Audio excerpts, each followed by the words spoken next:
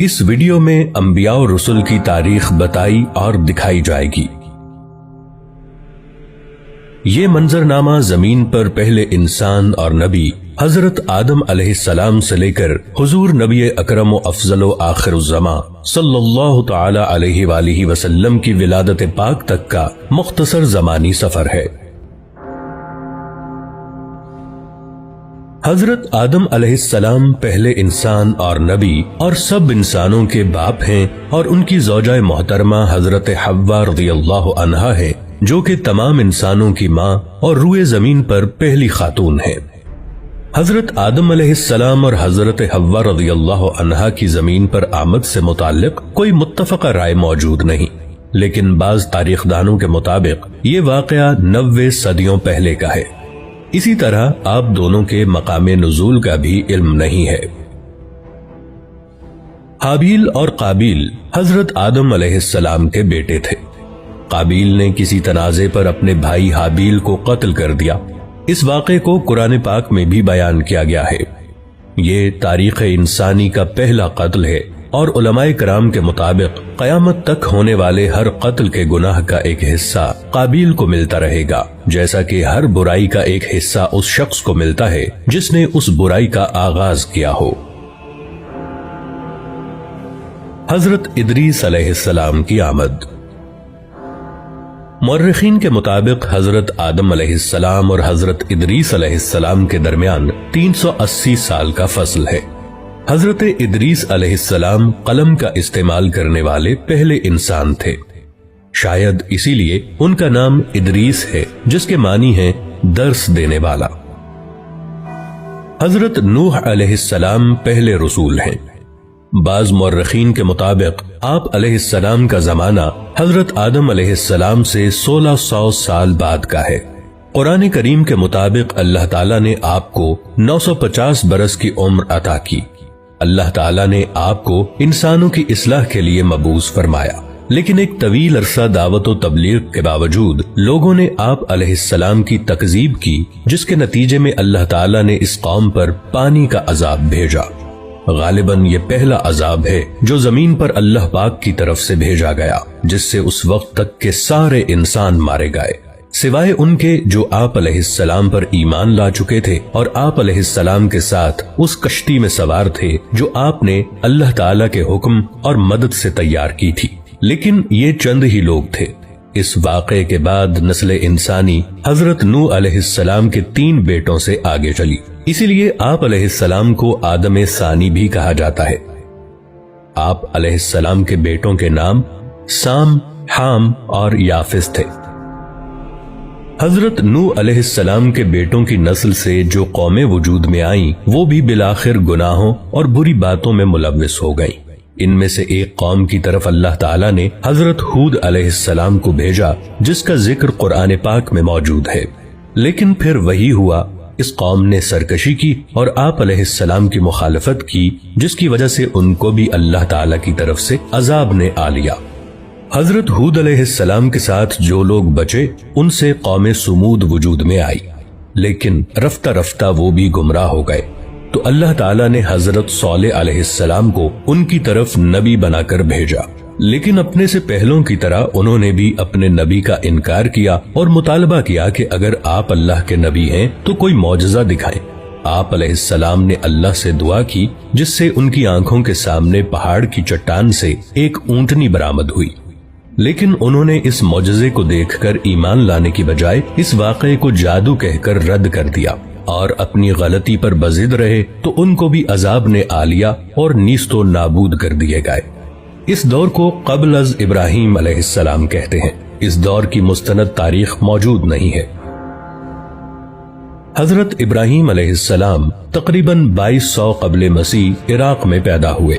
آپ علیہ السلام کو انبیاء کا باپ کہا جاتا ہے کہ آپ علیہ السلام کی نسل سے ہی بعد کے تمام انبیاء کا ظہور ہوا۔ آپ کی قوم بت پرست تھی اور ان کے سردار کا نام نمرود تھا۔ وہ آپ علیہ السلام کی توحید کی دعوت و تبلیغ کی وجہ سے آپ علیہ السلام کا سخت مخالف تھا۔ اسی دشمنی کے سبب اس نے آپ کو آگ میں ڈالنے کا حکم دیا۔ جب آپ علیہ السلام کو آگ میں ڈالا گیا تو وہ اللہ کے حکم سے ٹھنڈی ہو گئی اور آپ علیہ السلام کو کوئی نقصان نہیں پہنچا۔ یہ واقعہ قرآن پاک میں موجود ہے۔ آپ علیہ السلام کی 2 بیویاں تھیں، ان سے 2 بیٹے پیدا ہوئے اور وہ دونوں نبی تھے۔ حضرت حاجرہ رضی اللہ عنہا سے حضرت اسماعیل علیہ السلام اور حضرت سارہ رضی اللہ عنہا سے حضرت اسحاق علیہ السلام۔ اس دور کو بعد از ابراہیم علیہ السلام کہتے ہیں۔ اس دور کی کچھ تاریخ موجود ہے اور اسے انگلش میں پوسٹ ابراہم ایرا کہتے ہیں۔ حضرت ابراہیم علیہ السلام کے بھتیجے حضرت لوط علیہ السلام کو اللہ تعالیٰ نے ایک قوم کی طرف بھیجا جو کہ فحش کاموں میں مبتلا تھی۔ آپ علیہ السلام نے بہت چاہا کہ وہ لوگ غلط اور غلیظ کاموں سے باز آ جائیں، لیکن انہوں نے آپ علیہ السلام کی بات نہیں مانی اور وہ بھی ماضی کی قوموں کی طرح اللہ تعالیٰ کے غیظ و غضب کا شکار ہو گئے۔ حضرت اسحاق علیہ السلام اللہ کے نبی تھے، لیکن ان کے متعلق مزید تفاصیل نہیں پائی جاتی، سوائے اس بات کے کہ یہ حضرت یعقوب علیہ السلام کے والد تھے۔ حضرت اسماعیل علیہ السلام حضرت ابراہیم علیہ السلام کے بیٹے اور حضرت اسحاق علیہ السلام کے بھائی تھے۔ حضرت ابراہیم علیہ السلام نے اللہ کے حکم سے حضرت اسماعیل علیہ السلام کو مکہ کی سرزمین میں لا کر آباد کیا۔ مکہ جہاں سب سے پہلے حضرت آدم علیہ السلام نے اللہ کا گھر یعنی کعبہ بنایا تھا، اب ہزاروں سال بعد اللہ تعالیٰ نے حضرت اسماعیل علیہ السلام کے ذریعے اس گھر کو دوبارہ آباد کروایا۔ حضرت یعقوب علیہ السلام حضرت اسحاق علیہ السلام کے بیٹے تھے۔ ان کا لقب اسرائیل تھا۔ اسرائیل کے معنی اللہ کا بندہ ہے۔ آپ علیہ السلام کی متعدد بیویاں تھیں جن سے اللہ تعالیٰ نے انہیں 12 بیٹے عطا فرمائے۔ یہی لوگ اور ان کے بعد آنے والی ان کی نسل بنی اسرائیل کہلاتی ہے، یعنی اسرائیل کی اولاد۔ بعد میں یہی لوگ اپنے آپ کو یہود یا یہودی کہنے لگے، کیونکہ ان 12 میں سے سب سے بڑے بھائی کا نام یہودا تھا۔ یہ لوگ اپنے آبائی ملک عراق سے ہجرت کر کے فلسطین آ گئے تھے۔ انہی میں سے عیسائی بنے جو کہ اپنی نسبت حضرت عیسیٰ علیہ السلام سے منسوب کرتے ہیں۔ انہی لوگوں کو قرآن مجید کی اصطلاح میں اہل کتاب کہا جاتا ہے۔ ان 12 بھائیوں میں سے سب سے چھوٹے بھائی کا نام یوسف علیہ السلام تھا۔ یہ اللہ کے نبی تھے اور بہت حسین و جمیل تھے۔ حضرت یعقوب علیہ السلام حضرت یوسف علیہ السلام سے بہت محبت کرتے تھے۔ یہ چھوٹے بچے سے فطری لگاؤ تھا، لیکن دوسرے بھائیوں کو یہ بات بری لگنے لگی اور وہ حضرت یوسف علیہ السلام سے حسد کرنے لگے۔ اسی حسد اور بغض و عناد نے انہیں اپنے بھائی یوسف علیہ السلام کے قتل پر آمادہ کر دیا، لیکن قتل پر سارے متفق نہ ہوئے، اس لیے انہوں نے یوسف علیہ السلام کو ایک کنویں میں پھینک دیا۔ اس کنویں کے پاس سے کوئی قافلہ جا رہا تھا۔ انہوں نے پانی کے لیے اپنا ڈول کنویں میں ڈالا تو حضرت یوسف علیہ السلام اس ڈول کی رسی کو پکڑ کر باہر آ گئے۔ قافلے والے یوسف علیہ السلام کو کسی کا بھاگا ہوا غلام سمجھ کر اپنے ساتھ مصر لے گئے اور وہاں آپ علیہ السلام کو ایک غلام کی حیثیت سے بیچ دیا۔ آپ کا خریدار حکومت مصر کا ایک اعلیٰ عہدیدار تھا۔ اس نے جلد ہی آپ علیہ السلام کی ذہانت و فطانت کو جانچ لیا اور اپنے محل میں اپنے خادم خاص کی حیثیت سے رکھ لیا۔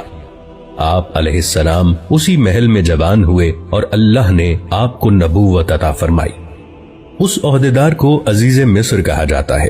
اس کی بیوی زلیخا نے آپ علیہ السلام پر عصمت دری کا جھوٹا الزام لگا کر آپ علیہ السلام کو جیل بھجوا دیا۔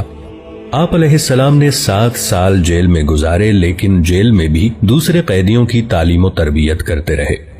پھر مصر کے بادشاہ کو ایک خواب آیا تو اس کے مشیر نے کہا کہ وہ ایک شخص کو جانتا ہے جو کہ اس خواب کی صحیح تعبیر بتا سکتا ہے۔ آپ علیہ السلام کو جیل سے محل میں لایا گیا۔ آپ علیہ السلام نے بادشاہ کے خواب کی عقلی اور منطقی تعبیر بتا دی، جس سے وہ بہت متاثر ہوا۔ اس بادشاہ نے آپ علیہ السلام کو اپنا مشیر خاص مقرر کر لیا اور بادشاہ نے آپ علیہ السلام کی تمام داستان سنی اور آپ علیہ السلام کو کہا کہ آپ اپنے سارے خاندان کو فلسطین سے مصر لے آئیں اور یہاں سب امن و سکون سے رہیں۔ آپ علیہ السلام نے اپنے سارے کنبے بشمول والد صاحب حضرت یعقوب علیہ السلام کو اپنے پاس مصر بلوا لیا۔ آپ علیہ السلام کے بھائی اپنے کیے پر بہت نادم ہوئے اور توبہ کی۔ اس طرح بنی اسرائیل فلسطین سے